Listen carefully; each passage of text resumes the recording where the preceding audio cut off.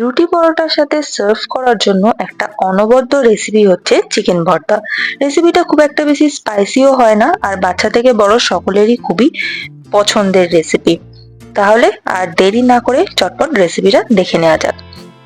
এই রেসিপিটার জন্য আমি নিয়েছি 500 গ্রাম বোনলেস চিকেন। চিকেন ব্রেস্টের পিস ছোট ছোট পিস করে কেটে নিয়েছি। এই চিকেনটাকে এবার আমি সেদ্ধ করে নেব। চিকেনটা সেদ্ধ করার সাথে আমি এটা দিচ্ছি 5-6টা রসুনের কোয়া, অল্প একটুখানি আদা, আর একটা মিডিয়াম সাইজের পেঁয়াজ। কড়াইতে আমি জল গরম করতে দিয়েছিলাম, জলটা হালকা গরম হয়ে গেছে। এটার মধ্যে এবার চিকেনগুলোকে দিয়ে দিচ্ছি, পেঁয়াজ আদা রসুন সমেত। এবার লো টু মিডিয়াম ফ্লেমে চিকেনটাকে 5-6 মিনিট মতন একটুখানি ভালো করে সেদ্ধ করে নিতে হবে, যতক্ষণ না চিকেনটা 70 থেকে 80% পর্যন্ত সেদ্ধ হয়ে যাচ্ছে। তো 5-10 মিনিট ধরে ফোটার পর চিকেনটা বেশ ভালো করে সেদ্ধ হয়ে গেছে এবং কালারটাও চেঞ্জ করে নিয়েছে। এবার চিকেনটা আমি নামিয়ে নেব এবং এই স্টকটা, চিকেন সেদ্ধর জলটা আর চিকেনটাকে আমি আলাদা করে নিয়েছি।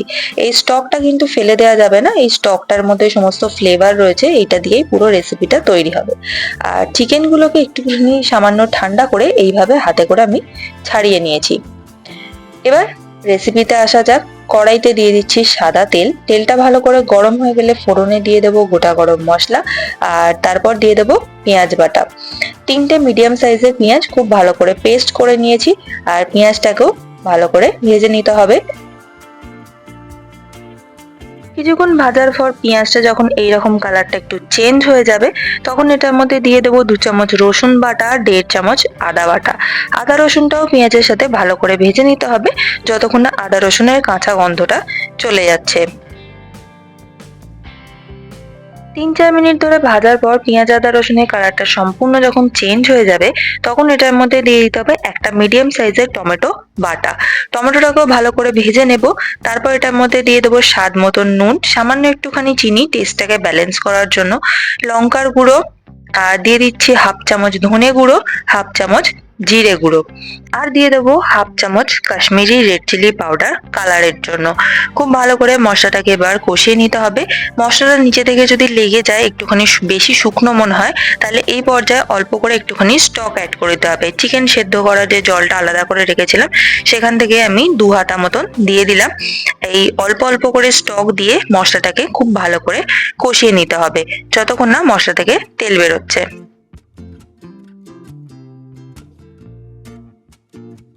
বেশ কিছুক্ষণ পর মশলাটা আমার বেশ ভালো করে কষে গেছে, এখান থেকে তেল বেরোতে শুরু করে দিয়েছে। এই পর্যায়ে আমি দিয়ে দিচ্ছি ফেটানো টক দই। 3 থেকে 4 চামচ টক দই ভালো করে ফেটিয়ে আমি দিয়ে দিলাম। আর গ্যাসের ফ্লেমটা কিন্তু এই সময় একদম লো রাখতে হবে, নাহলে কিন্তু দইটা কেটে যেতে পারে। লো ফ্লেমে ভালো করে দইটাকে মিশিয়ে নিতে হবে।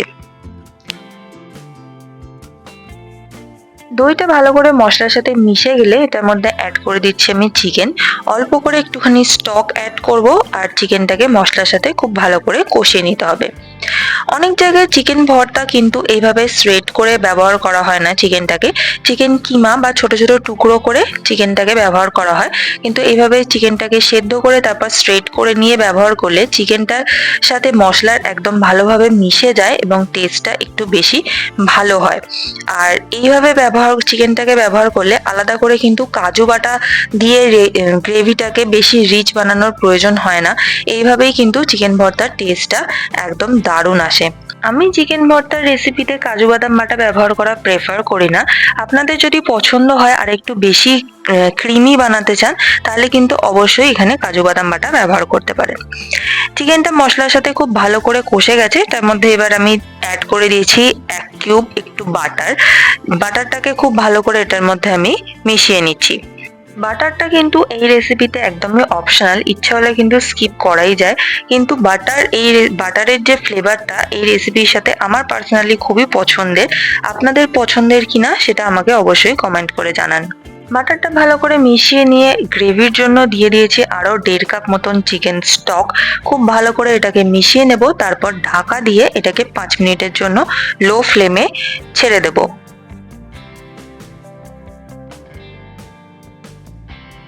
ফিরে এলাম 5 মিনিট পরে। মশলার সাথে চিকেনটা খুব ভালোভাবে মিশে গেছে এবং চিকেনটাও সম্পূর্ণভাবে সেদ্ধ হয়ে গেছে।